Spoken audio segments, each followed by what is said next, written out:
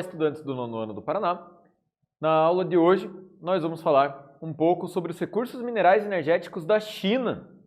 Então, começando a nossa aula, nossos objetivos. Entender os principais recursos naturais da China, compreender a grande dependência energética do país e analisar o motivo pelo qual a China investe em novas tecnologias. Por que será que a China precisa investir tanto em novas tecnologias? Bem, falando da China, é importante lembrar que é o país com a maior população do mundo. 1,4 bilhão de pessoas vivem lá, né? E com isso eles têm uma grande dependência energética e uma grande dependência também por recursos naturais diversos, metal, enfim, todos os demais recursos. Com o tamanho do desenvolvimento econômico da China, quais são os recursos minerais que eles mais utilizam? E quais desses recursos a China usa para gerar energia? Vamos lá. Primeira coisa, a gente tem que lembrar o que são os recursos minerais. Todos os produtos que utilizamos no cotidiano são extraídos da natureza em um processo onde um recurso natural é transformado em produto manufaturado. Basicamente, todos os recursos que nós usamos, qualquer produto manufaturado, ele vem direta ou indiretamente da natureza.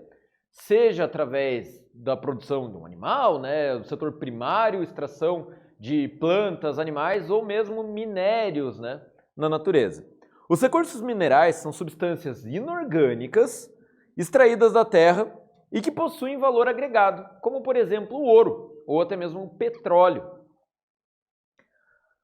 Os minerais metálicos, como o ouro, ferro, bronze, eles são muito valiosos, querendo ou não. Aí existem os minerais não metálicos, como por exemplo o sal, e os minerais energéticos. E aí nós falamos do petróleo, carvão natural, gás natural, aliás, carvão mineral e gás natural.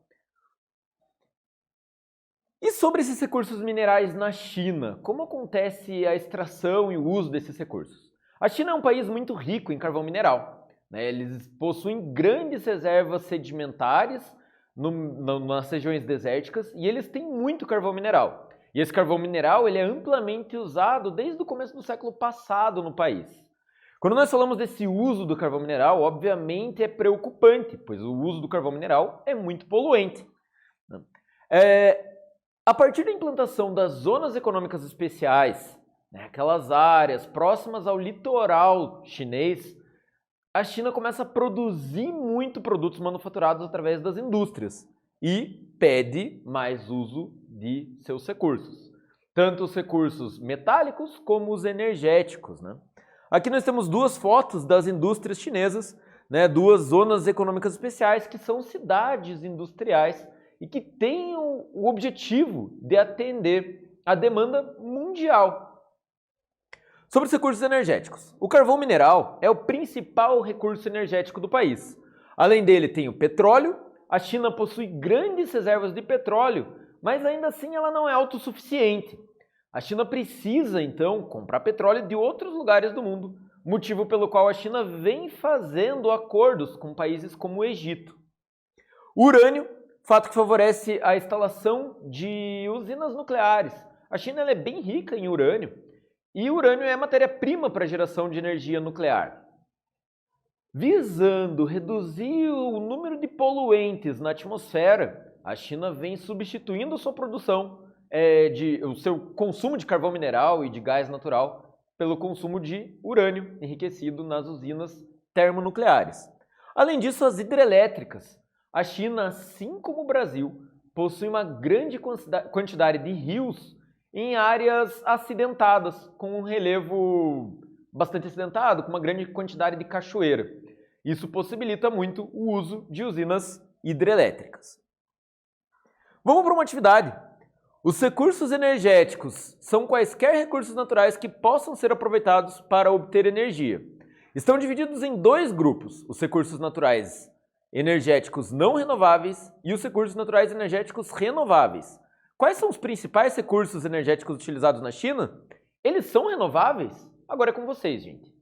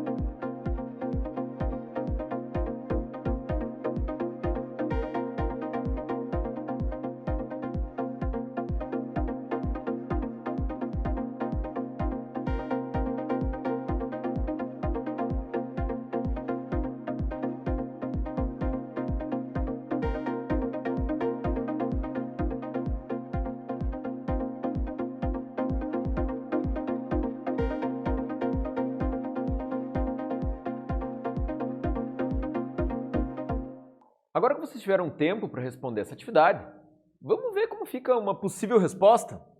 O principal recurso energético da China é o carvão mineral. Além dele, o país também utiliza petróleo e urânio. Esses recursos são todos não renováveis. A China também possui um grande potencial hidrelétrico, né? E esse potencial hidrelétrico da China pode ser usado para tentar diminuir os impactos que vem acontecendo no país por conta do uso excessivo de recursos fósseis, né, como o carvão ou o próprio petróleo. Carvão mineral, ele é o mais importante recurso chinês, né? Se nós olharmos esse gráfico aqui, 58% da geração de eletricidade chinesa vem da queima do carvão mineral, além do petróleo, das usinas nucleares, do gás natural, eólica e tantas outras. Desde a implantação das zonas econômicas especiais na China, o país ele passa por um problema ambiental muito grande, né? A maior parte do território chinês é deserto ou montanha. Então as grandes cidades ficam todas situadas na costa leste do país, onde tem as zonas econômicas especiais. Próximo ao mar, onde tem toda uma infraestrutura. Desde a implantação delas até a atualidade, metade dos rios chineses foram perdidos, seja por poluição ou por mudanças no microclima na região. Visando isso, a China busca hoje substituir as fontes de energia, mas ainda são muito dependentes do uso do carvão e do petróleo, né? Só mostrando aqui as grandes usinas de carvão mineral na China, elas vão se concentrar principalmente na porção leste do país, onde está representado aqui por um vagãozinho de trem, né? Nesse mapa, vocês conseguem ver que a maioria do carvão está situado na porção leste. A porção oeste do país é desértica e é de lá que eles extraem petróleo. E na região sul da China ainda existem muitas montanhas, dobramentos modernos, e aí nesse tipo de região, nesse tipo de geografia, são encontrados mais minerais metálicos, que acabam tendo outro uso. Sabia que a província de Shanxi é onde se encontra mais da metade das reservas de carvão da China? Então lá, nessa área circuladinha aqui, é a área onde se encontra a maior parte do carvão do país. A luta contra a poluição.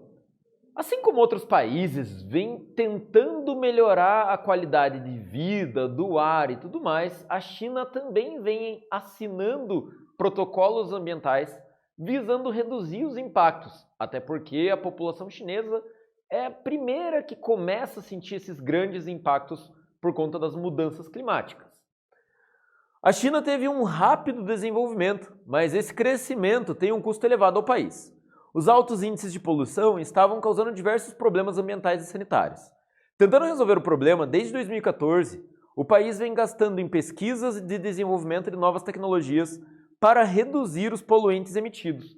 Nessa imagem que tem aqui embaixo, tem uma espécie de sol artificial que eles tentam produzir, né? Uma nova forma de geração de energia. Além dessa, as hidrelétricas, hoje a China já é o país que abriga a maior usina hidrelétrica do mundo, deixando o Brasil e o Paraguai para trás, né? Lembrando que a Itaipu é uma usina binacional e por muito tempo foi a maior usina hidrelétrica do mundo. Atualmente, a maior usina é a de Três Gargantas, na China. A China apresenta grande potencial hidrelétrico, tanto pelos rios quanto por seu relevo bastante acidentado. Atualmente, a maior hidrelétrica do mundo está instalada no país, né? Então, né, a gente consegue ver ela com a grande produção de energia. E até 2019, mesmo sendo maior já do que Itaipu, Itaipu produzia mais eletricidade do que ela. Nos últimos 2 anos, a usina de Três Gargantas bate os seus próprios recordes. Recentemente, a usina ultrapassou a produção energética de Itaipu e se tornou a maior usina também em produção, né? Ela se torna também a maior usina em produção de energia do mundo. A energia nuclear, visando reduzir os impactos causados por conta de poluentes, a China vem investindo pesado no uso de usinas termonucleares. Uma coisa que é importante a gente lembrar aqui é, as usinas termonucleares, elas não jogam poluentes na atmosfera. Por outro lado, o urânio enriquecido, uma vez que usado, ele não pode ser descartado em qualquer lugar. Ele causa muito impacto. Então eles ficam em espécies de sarcófago, onde ele vai acabar ficando por muitos anos para evitar que gerem grandes impactos. A vantagem do uso das usinas nucleares é a mesma vantagem das termoelétricas. As usinas nucleares, por outro lado, não geram poluição e as termoelétricas geram muito dióxido de carbono por conta da queima do gás natural ou do carvão mineral. Vamos para mais uma atividade. Mesmo conhecendo os ciscos da energia nuclear, a China, assim como outros países, tem optado pelo uso de tal fonte energética. Quais são as vantagens da sua utilização? Agora é com vocês.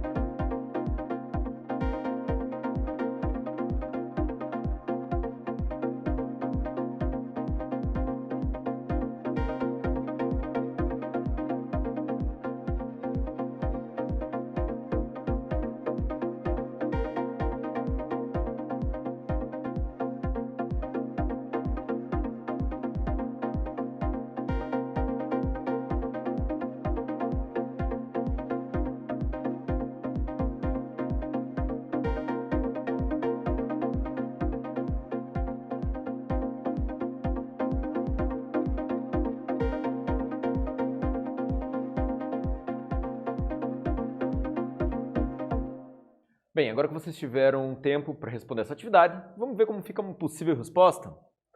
Esse tipo de energia apresenta grandes riscos, mas por outro lado, além do grande potencial, é muito menos poluente que outras fontes não renováveis, tais como as usinas termoelétricas, uma vez que as usinas termonucleares não emitem gás carbônico.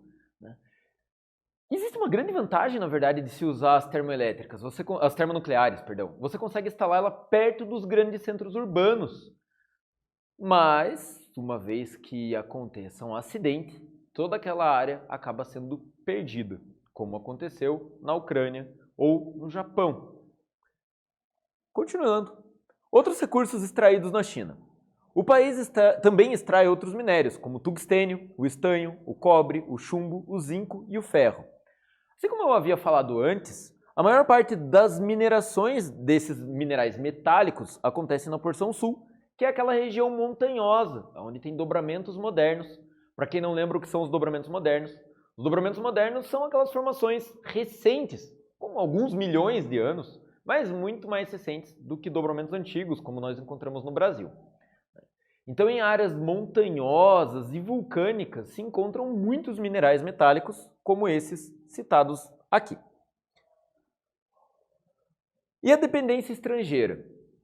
Gente, a China possui uma população gigantesca e mesmo sendo o terceiro maior país do mundo e tendo muitos recursos naturais, eles apresentam uma dificuldade para atender a própria população.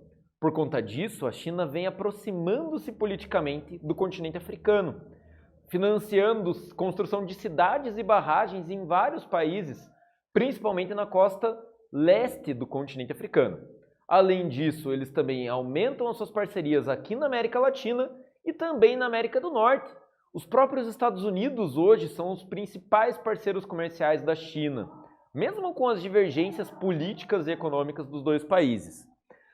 Bem, além disso, a China visa trazer com essas parcerias uma obrigatoriedade de mercado com eles. É quase como uma nova espécie de colonialismo, mas em relações aonde os países que fazem esses acordos têm ganhado muito, como por exemplo o Egito, que tem tido a sua nova capital sendo construída por financiamento chinês. Bem, nessa aula nós estudamos os principais recursos naturais produzidos na China, além da dependência que o país tem por novas fontes de energia e recursos naturais estrangeiros. Eu espero que vocês tenham gostado da aula e até mais. Tchau, tchau.